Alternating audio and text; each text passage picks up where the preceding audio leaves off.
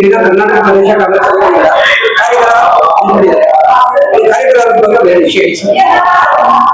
ಇವತ್ತು ಕರ್ನಾಟಕ ಪ್ರದೇಶ ಪ್ರಚಾರ ಸಮಿತಿಯ ಆಶ್ರಯದಲ್ಲಿ ಪ್ರಚಾರ ಸಮಿತಿಯ ಪದಾಧಿಕಾರಿಗಳಿಗೆ ಒಂದು ಕಾನೂನಾತ್ಮಕ ಮತ್ತು ಸಂಘಟನಾತ್ಮಕವಾಗಿ ಒಂದು ಅಂಶವನ್ನು ತಿಳಿಸುವ ದಿಶೆಯಲ್ಲಿ ಒಂದು ದಿನದ ಒಂದು ಶಿಬಿರವನ್ನ ಕಾರ್ಯಾಗಾರವನ್ನ ಕರ್ನಾಟಕ ಪ್ರಚಾರ ಸಮಿತಿಯ ಅಧ್ಯಕ್ಷರಾಗಿರುವ ಮಾನ್ಯ ವಿನಯ್ ಕುಮಾರ್ ಶರತ್ ಅವರ ನೇತೃತ್ವದಲ್ಲಿ ಸಂಘಟಿಸಲಾಗಿದೆ.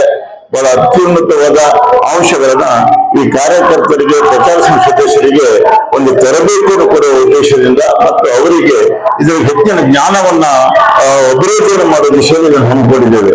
ಇವತ್ತು ಈಗಾಗಲೇ ಈ ಗೋಷ್ಠಿಯಲ್ಲಿ ಕಾಂಗ್ರೆಸ್ ಕಾರ್ಯಕರ್ತರಿಗೆ ಒಂದು ಸಂಘಟನಾತ್ಮಕವಾಗಿ ಕಾಂಗ್ರೆಸ್ ಪಕ್ಷದ ಹಿನ್ನೆಲೆಗಳನ್ನ ಮತ್ತು ಈಗಾಗಲೇ ಬಿಜೆಪಿ ಪಕ್ಷದವರು ಕಾಂಗ್ರೆಸ್ ಪಕ್ಷದ ಮೇಲೆ ನಡೆಸಿರುವಂತ ಅಪಪ್ರಾಚಾರ ಪ್ರಚಾರಕ್ಕೆ ಸೂಕ್ತವಾದ ಒಂದು ಪ್ರಚಾರವನ್ನ ಮಾಡುವ ಬಗ್ಗೆ ಅಥವಾ ತಿರುಗೇಟು ಕೊಡುವ ಬಗ್ಗೆ ಆ ವಿಷಯ ಜ್ಞಾನವು ಸಹಿತ ಮಂಡಿಸಿದ್ದಾರೆ. ಬಹಳ ಅರ್ಥಪೂರ್ಣವಾಗಿರುವಂತ ಈ ತರಬೇತಿ ಇವತ್ತು ಈ ಒಂದು ಕಾಂಗ್ರೆಸ್ ಪಕ್ಷದ ಈ ಸಭಾಂಗಣದಲ್ಲಿ ಜರುಗ್ತಾ ಇದೆ.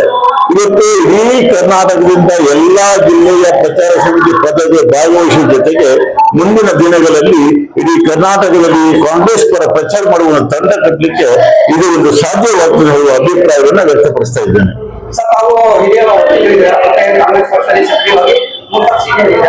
ಈಗ ಯಾವುದೇ ಜಾತಿ ಮತ ಭೇದ ಭಾವ ಇದ್ದೀರಾ ಆಡಳಿತ ಪಕ್ಷ ಕಾಂಗ್ರೆಸ್ ಪಕ್ಷ ಮಾನ್ಯ ಮುಖ್ಯಮಂತ್ರಿಗಳು ಸಿದ್ದರಾಮಯ್ಯವರು 56,000 ಕೋಟಿ ಮೀಸಲಿದ್ದಾರೆ. ಅದ್ರ ಬಗ್ಗೆ ತಮ್ಮ ಅನಿಸಿಕೆ ಅಭಿಪ್ರಾಯ? ಸಿದ್ದರಾಮಯ್ಯ ಅವರ ಬಜೆಟ್ ಏನಿದೆಯಲ್ಲ ಇದು ಜಾತ್ಯತೀತ ಮನೋಭಾವನೆಯಲ್ಲಿ ಇರುವಂತಹ ಒಂದು ಬಜೆಟ್. ಕಾಂಗ್ರೆಸ್ ಪಕ್ಷಕ್ಕೆ ಯಾವುದೇ ಜಾತಿ ಮತ್ತು ಧರ್ಮದ ಮೇಲೆ ಅವಲಂಬಿತವಾಗಿರುವಂತಹ ಪಕ್ಷ ಅಲ್ಲ. ಪಕ್ಷಾತೀತವಾಗಿ ಮತ್ತು ಜಾತ್ಯತೀತ ಮನೋಭಾವನೆಯಿಂದ ಧರ್ಮ ನಿರಪೇಕ್ಷಣ ಆಧಾರದಲ್ಲಿ ನಡೆಯುವಂತ ಈ ಒಂದು ಕಾಂಗ್ರೆಸ್ ಸರ್ಕಾರವಾಗಿರುವುದರಿಂದ ಇದು ಜನಪರವಾಗಿರುವಂತಹ ಕಾರ್ಯಯೋಜನೆಯಾಗಿದೆ ಬಿಟ್ಟರೆ ಯಾವುದೇ ಒಂದು ಪಕ್ಷಕ್ಕೆ ವಿರೋಧವಾಗಿ ಜನ ವಿರೋಧಿ ಇರುವಂತಹ ಕಾರ್ಯಕ್ರಮ ಅಲ್ಲ ಹೇಳುವ ಭಾವನೆಯನ್ನು ವ್ಯಕ್ತಪಡಿಸ್ತಾ ಇದ್ದೇನೆ.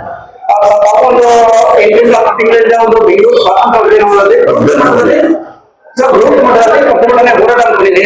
ಅರಣ್ಯ ವಾಸಿಗಳಿಗೆ ಅವರಿಗೆ ಸೌಲಭ್ಯಗಳ ಬಹಳಷ್ಟು ವರ್ಷಗಳಿಂದ ಹೋರಾಟ ಮಾಡ್ತಾ ಇದ್ದಾರೆ. ಅದ್ರ ಬಗ್ಗೆ ಕಳೆದ 33 ವರ್ಷದಿಂದ ಕರ್ನಾಟಕದಲ್ಲಿರುವಂತಹ ಅರಣ್ಯವಾಸಿಗಳ ಪರವಾಗಿ ಒಂದು ಭೂಮಿ ಹಕ್ಕಿಗಾಗಿ ಅರಣ್ಯ ಭೂಮಿ ಹಕ್ಕಿಗೆ ಹೋರಾಟವನ್ನು ಮುಂದುವರಿಸಿಕೊಂಡು ಬಂದಿದ್ದೇವೆ. ಅದೇ ರೀತಿ ನವೆಂಬರ್ದಲ್ಲೂ ಸಹಿತ ಬೆಂಗಳೂರಲ್ಲಿ ದೊಡ್ಡ ಮಟ್ಟದಲ್ಲಿ ಒಂದು ಜಾಥಾವನ್ನು ಸಂಘಟಿಸಿ ನಮ್ಮ ಸಮಸ್ಯೆಗಳನ್ನ ಸರ್ಕಾರ ಗಮನ ಕೂಡ ತಂದಿದ್ವಿ. ಈ ಹಿನ್ನೆಲೆಯಲ್ಲಿ ರಾಜ್ಯ ಸರ್ಕಾರ ಅರಣ್ಯವಾಸಿಗಳಿಗೆ ಒಂದು ತೊಂದರೆಗಳಾಗುವಂತ ವಸ್ತುಗಳನ್ನ ವರದಿಯನ್ನ ಸಂಪೂರ್ಣವಾಗಿ ನಿಷೇಧ ಮಾಡ್ತೀವಲ್ವ ಒಂದು ಆಶ್ವಾಸನೆಯನ್ನು ಮತ್ತು ನಿರ್ಣಯವನ್ನು ರಾಜ್ಯ ಸರ್ಕಾರ ತೆಗೆದುಕೊಂಡಿದೆ. ಕೇಂದ್ರ ಸರ್ಕಾರವು ಸಹಿತ ಈ ವಸ್ತುಗಳ ವರದಿಯನ್ನ ಸಂಪೂರ್ಣವಾಗಿ ತಿರಸ್ಕರಿಸಲಿಕ್ಕೆ ತೀರ್ಮಾನವನ್ನು ತೆಗೆದುಕೊಳ್ಳಬೇಕು ಉದ್ದೇಶದಿಂದ ಅದು ಸಂಘಟಿಸಿದ್ದೇವೆ ಮತ್ತು ಅದನ್ನು ನಾವು ಇವತ್ತು ನಿರೀಕ್ಷೆಯಲ್ಲಿದ್ದೇವೆ. ಅದೇ ರೀತಿಯಾಗಿ ಕರ್ನಾಟಕದಲ್ಲಿ 2,94,000 ಕುಟುಂಬಗಳು ಅರಣ್ಯ ಭೂಮಿಯಲ್ಲಿ ವಾಸ್ತವ್ಯ ಮತ್ತು ಸಾಗುವಳಿಗೆ ಅವಲಂಬಿತರಾಗಿದ್ದಾರೆ.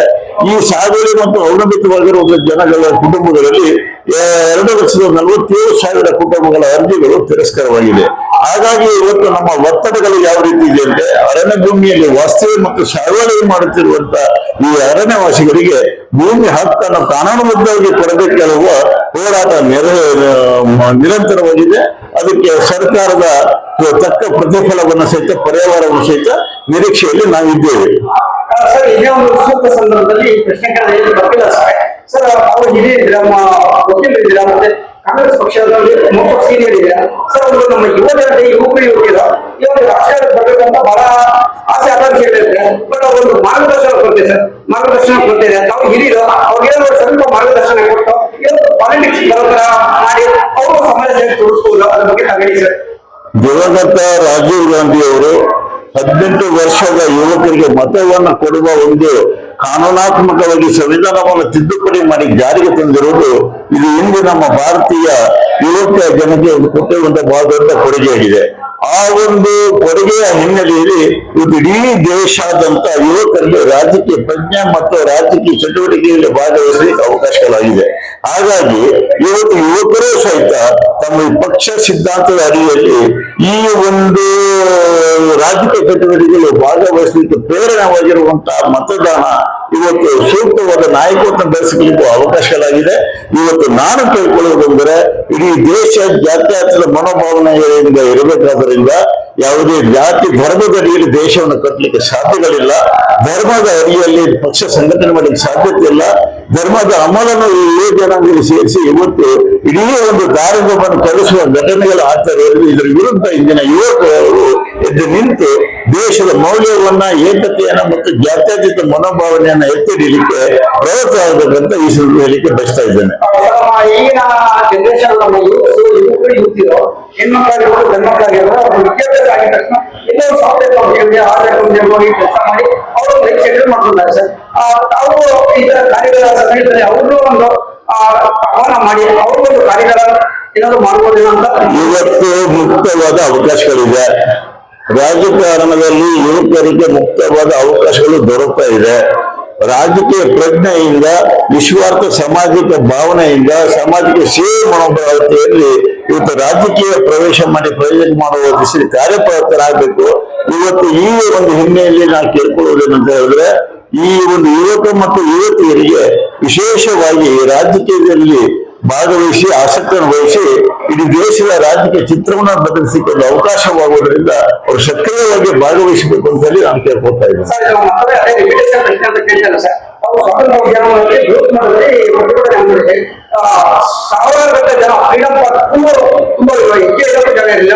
ಆ ದಿನ ಎಚ್ ಕೆ ಪಾಟೀಲ್ ನೋಡುವಂತೆ ಇವರು ಬಹಳಷ್ಟು ಹಿರಿಯ ಮುಖಂಡರು ಅವರೆಲ್ಲ ಬಂದು ಭಾಗವಹಿಸಿ ತಮಗೆ ಬಹಳಷ್ಟು ಮಗದಷ್ಟು ಬೆಂಬಲ ಕೊಡುವ ಅದ್ರ ಬಗ್ಗೆ ತಾವು ಮಾತಾಡಿ ಸರ್. ನಮ್ಮ ಅಂದಿನ ಬೇಡಿಕೆಗಳಾಯಿತು. ಕಾನೂನುಗಳ ವ್ಯತಿರಿಕ್ತವಾಗಿ ಕಾನೂನು ವಿಧಿವಿಧಾನ ಅನುಸರಿಸದೆ ಇಡೀ ರಾಜ್ಯದಲ್ಲಿ ಅರ್ಜಿಗಳು, ಅರಣ್ಯವಾಸಿಯ ಹಕ್ಕು ಕಾಯ್ದೆಯಲ್ಲಿ ಅರಣ್ಯವಾಸಿಗಳ ಅರ್ಜಿಗಳು ತಿರಸ್ಕಾರ ಆಗ್ತಿರುವುದನ್ನ ಸಮಗ್ರವಾಗಿ ಪರಿಶೀಲನೆ ಮಾಡಬೇಕೆಂಬ ಒಂದು ಆಶ್ವಾಸನೆಯನ್ನು ನಾವು ಸರ್ಕಾರದಿಂದ ಪಡ್ಕೊಂಡಿದ್ದೀವಿ.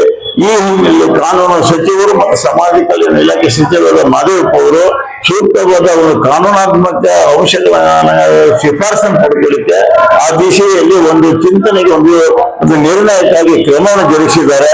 ಆ ಕ್ರಮ ಅರಣ್ಯವಾಸಿಗಳ ಪರವಾಗಿ ಇರ್ತದೆ. ಆಶಾಭಾವನೆಯನ್ನು ನಾನು ಈ ಹಂತದ ಹೇಳಿಕೆ ಬಯಸ್ತಾ ಇದ್ದೇನೆ.